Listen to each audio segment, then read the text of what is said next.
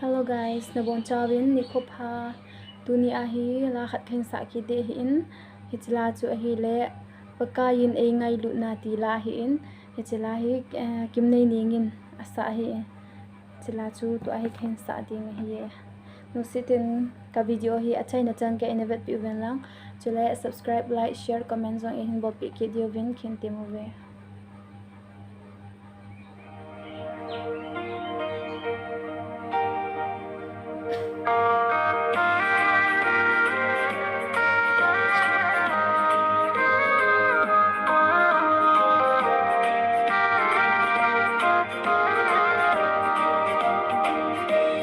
Pakaiyin eingailut na vang lang ka cha gam hinda la siết cha te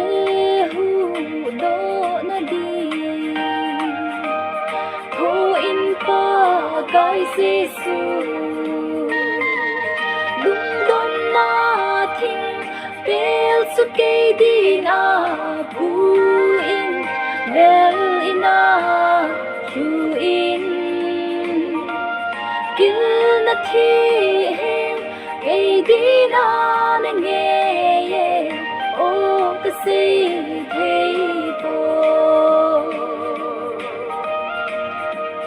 chen na ngai lu gam khu la buồn san lệ linh lu khu in hè sự tin tăng thu du vin kéo ngôi lu Giêsu chun lung đôn na thinh bel chu kê đi na bu in lên in a lu in kil na thi hem kei di na na nge ye o ka se thei po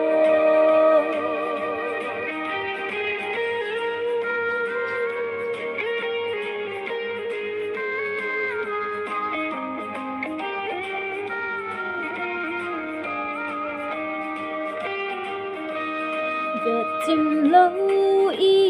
ba cái chun chọn xe đinh thinh cross to apu Calvary lam zon ding in a hai sam ne paka lung don na thing bel chu ke din a pu in lel ina chu in kil na thi hem kei di na na nge ye o ka se thei po o a thu zo ka ding in Calvary sang thing cross tunga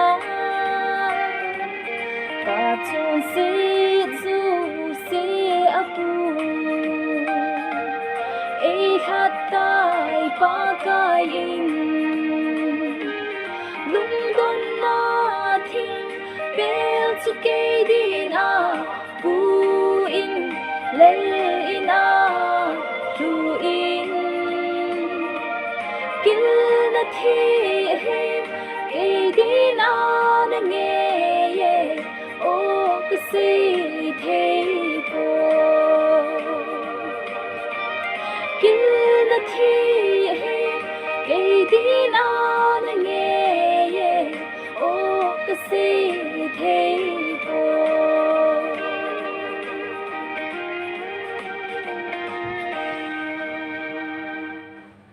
okay pa guys chila hin ngai kha zo se chunga ki pa thu ka hin se yin